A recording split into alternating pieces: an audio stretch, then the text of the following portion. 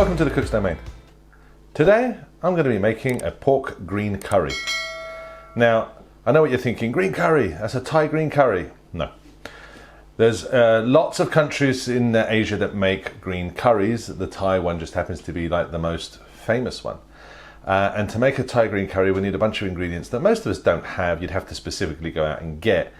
And more often than not you'll have quantities that you don't need and you'll put them in the fridge hoping to make this again one day, and you will 10 months later, only to find out all your little different pots of pastes and whatever have all gone off, and you just have to go and buy it all again. So what I've done is I've adapted a couple of green curry recipes that I know, and I make this quite regularly actually because I have most things here, so it's easy to make.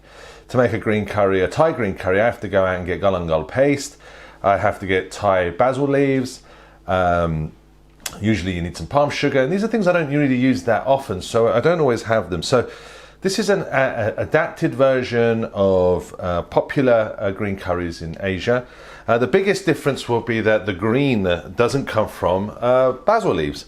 It's going to come from coriander leaves, which I think is a little less fragrant than the basil, clearly, but a much fresher flavor, and also extremely popular in South Asia. I mean, this isn't just me deciding to switch it out. There are many countries in Asia that will make green curries with coriander. The only thing, if you want to get something that you probably might not have at home, is the Keffir leaves, because you can buy a little packet of that. You're going to use that packet in your cooking, and then that's it. And you know, it's very cheap, and so you know, if it was to go bad, who cares? If you had any left over, so that's something while you're out shopping, and if you want to make a green curry, you know, get some Keffir lime leaves. That'd be a really good addition, but you don't need it. I've made this many times without these, I have to say, and although there is a difference, it's still very, very good. So apart from these, everything else are kind of things that you either have or can easily get. So to go through what the ingredients are, I'm making enough for 2 people. This is a small quantity, 2-3 people basically, a small quantity of this curry. You can double everything up and make larger quantities.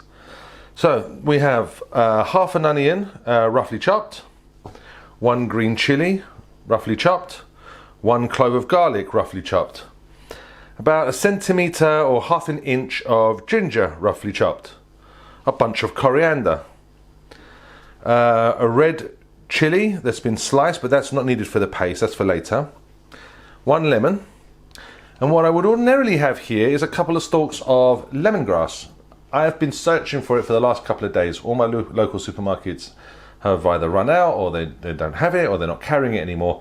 So I've had to buy lemongrass paste, and it's basically just lemongrass that has been pasted, and it's got a little spirit vinegar in there just to preserve it. Although I can't smell that, to be honest, it just smells like lemongrass to me. So what we're going to do is we're going to add some lemongrass paste to this.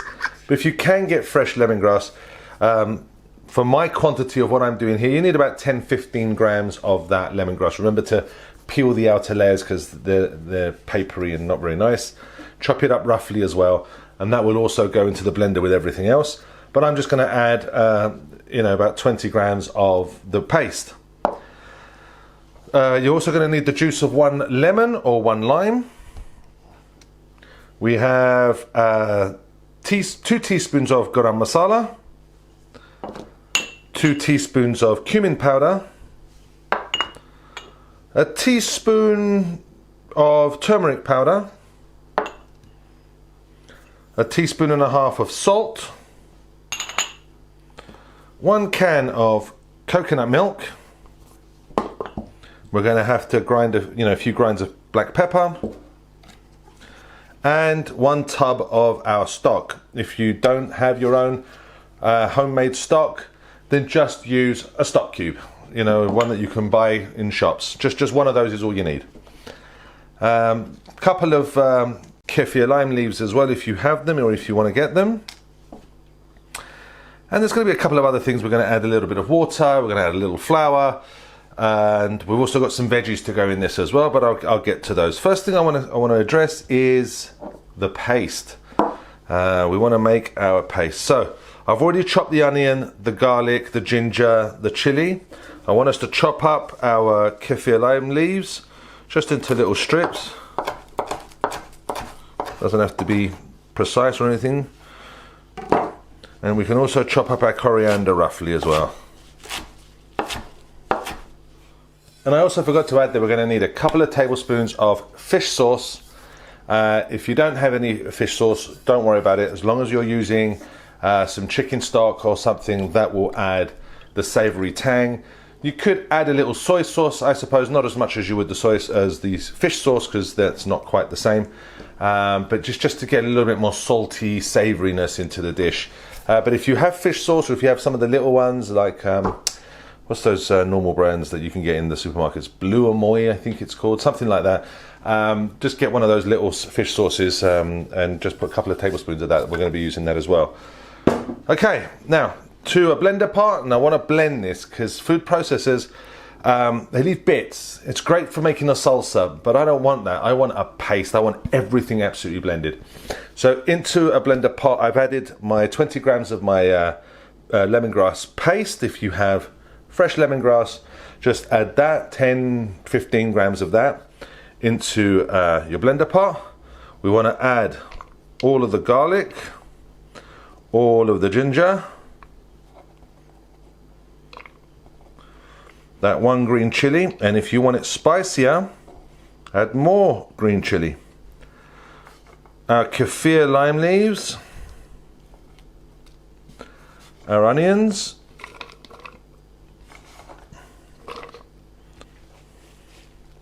and then our coriander. Now, when you blitz this, if the blender's struggling a little bit, just add a few drops of water to help it blend. And there we have it, our blended green curry paste. What we have to do now is start cooking. Okay, so we're going to want to use a casserole type dish, but the kind that can also be used on the stovetop, because we're going to start off up here, and then we're going to put a lid on, and it's going to go in the oven. Okay, so what we want to do is get the heat on to a medium heat. We want to add 3 tablespoons of oil.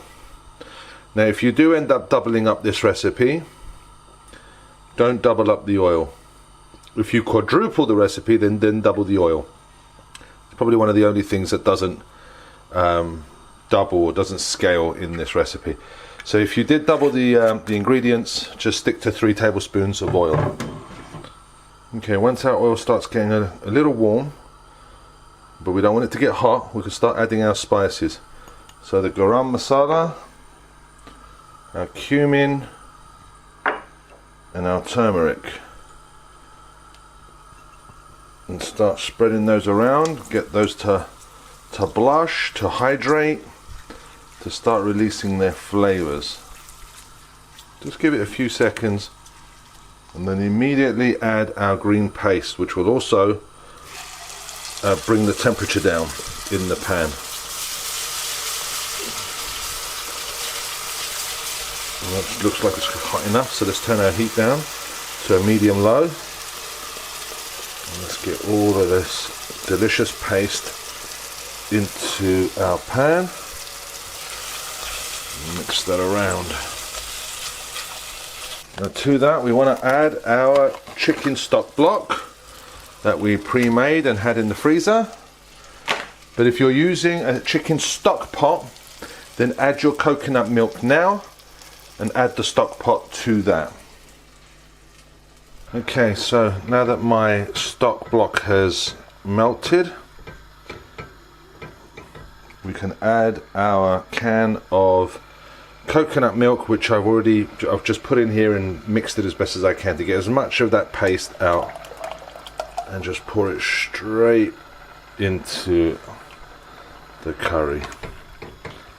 Let's mix that around. And now all we have to do is just leave it on a medium heat to reduce by about half. So the vegetables that we can put in this is completely up to you. You can put sugar snaps, you can put mange tout, you can put little baby corn, you can put asparagus, it doesn't matter. Whatever veggies you want to put in there, pak choy leaves, it's completely up to you. I just usually use what I have at hand or what I have at home. So today I'm going to be using baby chestnut mushrooms, about 100 grams. I've got some broccoli florets, again about 100 grams. One medium-ish size sweet potato cut into chunks. And I'm going to be using some bamboo shoots, which you can buy in a can. And they're ready to go. I just rinse them and they'll go straight into the curry. So I've sliced the mushrooms in half. I've cubed the sweet potato, and the bamboo shoots are ready to go. As for the broccoli florets, I'm just going to cut those down to size as well, so that they're not so big, some of them. So that's pretty big. Probably quarter that one. As for the rest, they seem pretty small. Okay, so the next thing we need to talk about is the pork. Now, a lot of recipes for pork curries would have either the loin or shoulder cut into cubes, etc. For me, this is a dish that I want to cook quite quickly, and I want it tender. Loin is nigh on impossible to get tender, so I cook very rarely with it. It's not one of my preferred cuts. Pork shoulder I don't mind, it's pretty good, it's quite fatty, needs a lot of cooking hours in the oven. And I don't want that either. I want something tender and delicious and easily cooked. So I use the tenderloin. It comes as a whole piece like this. And all we want to do to it, we don't have to do a lot to this. All we want to do is remove the silver skin. So you just put a knife underneath a little bit of the silver skin and cut and get under it, and then I just come out to the end of that, and then what I do is, holding this up, I just cut away at it and just follow along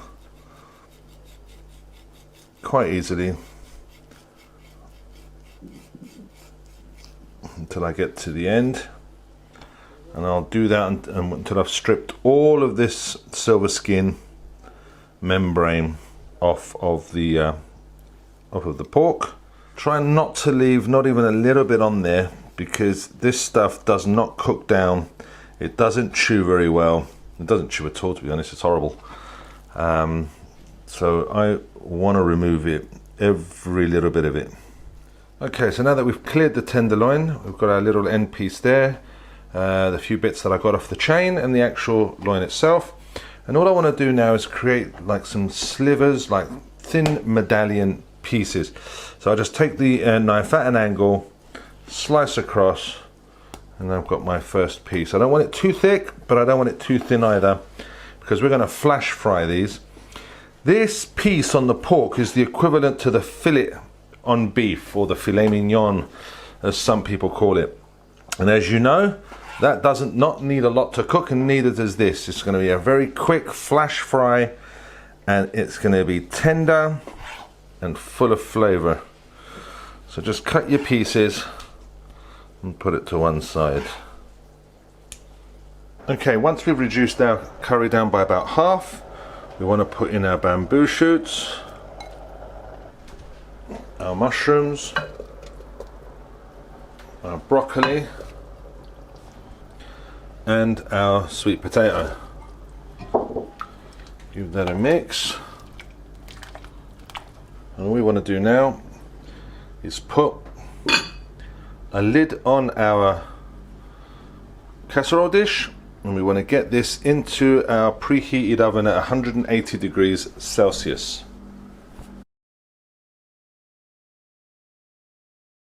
With roughly 20 minutes left of cooking in the casserole dish in the oven, we can now cook our pork.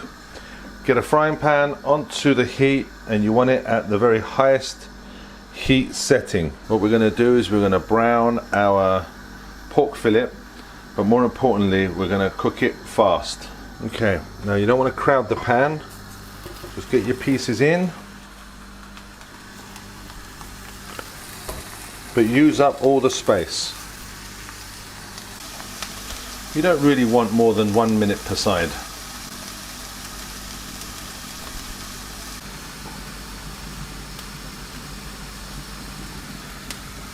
And keep doing multiple batches until you've cooked all of your pork and it's all browned up nicely. Now all the good stuff at the bottom here, the sook, we're going to pick that up with just a little bit of water. Turn the heat all the way down to low. We don't want to burn the stuff at the bottom. On very low heat now, a half a tablespoon of flour into this. Start spreading it around. And we're going to trickle in some hot water and start picking all this stuff off of the bottom and mixing it in with the flour just a little bit.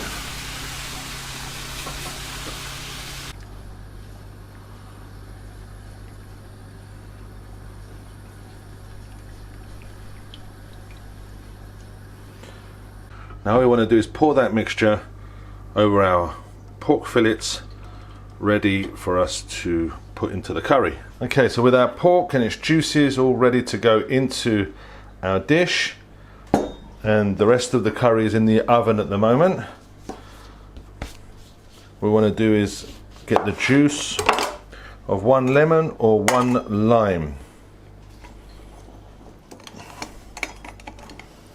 Okay, so the last 3 elements of our curry coming together: the pork, the lemon juice or the lime juice, and 2 tablespoons of our fish sauce. Now, to figure out if we're there, what we're going to do is take the curry out of the oven and put a fork through the sweet potato or any of the tough vegetables or the more hearty vegetables that you've got in this curry, just to see whether they've been cooked through and pretty much ready. If you don't have any hearty vegetables in there, just look at the sauce. Is it thick enough for you? I mean, it will thicken a little more once the pork goes in with that gravy that we've sort of got in here with a little bit of that flour. But has it reduced and thickened enough? So that's what we want to do now. We're going to take it out and see where we're at with that. Okay, so the sweet potato is tender. The stem of the broccoli is tender also, so we are there. So now what we can do is add the juice of 1 lemon. We can add our 2 tablespoons of fish sauce. And we can now spoon in our pork and all of its lovely juices. All we want to do now is carefully mix those in together. Make sure everything's covered by the liquid.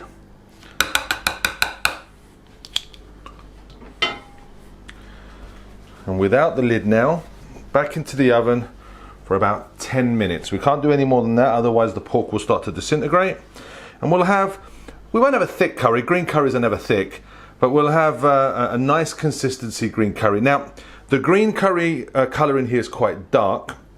If you want a luminous green color, then get more fresh bunch coriander, or if you were making a Thai green curry, that would be more basil leaves, more Thai basil leaves, and blend those up, a little bit of water to help it blend, and have that ready right at the end. And when you've finished the cooking, just pour that green fluid paste from those leaves straight into your curry, and that will bring the greenness up back to a fresh kind of color. It will alter the flavor a little bit, and you might want that, you might like that. I personally don't, and I'm not too fussed about how luminous green the curry is, as long as it is green. Okay, so we'll give it 10 minutes and we'll be ready to serve. Okay, so with our timer up, so our curry is ready. We've got some coriander leaf and some red chilies for garnish. I'm going to plate it up into this bowl. First thing we want to do is get our curry out of the oven. Okay, so let's plate up some rice first. I've done some jasmine rice here. Get that over to one side. Just give it a little mix. And let's plate up.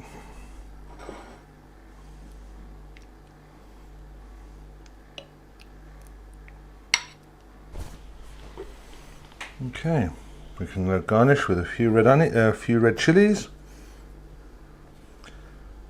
a little bit of coriander leaf over the top, and there we have it. a beautiful pork green curry. And before I taste it, I just want to say one thing about lemongrass. Please make sure if you're going to use fresh lemongrass that you absolutely pulverize it into a paste. Don't leave any of those fibers.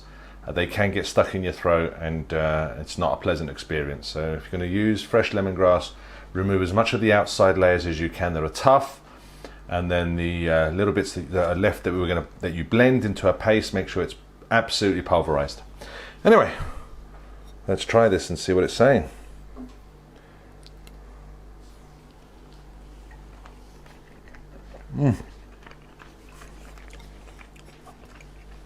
This is absolutely one of my favorite dishes. The pork is so tender and delicious. Okay, a little bit of the sweet potato. I think the sweet potato is such a perfect companion to a dish like this. It adds that element of sweetness and that texture. It's so, so good. This is one of my favorite dishes. I do cook this quite regularly, to be fair. I think it's so fantastic, and I hope you guys give it a go. Anyway, as always, thank you for watching.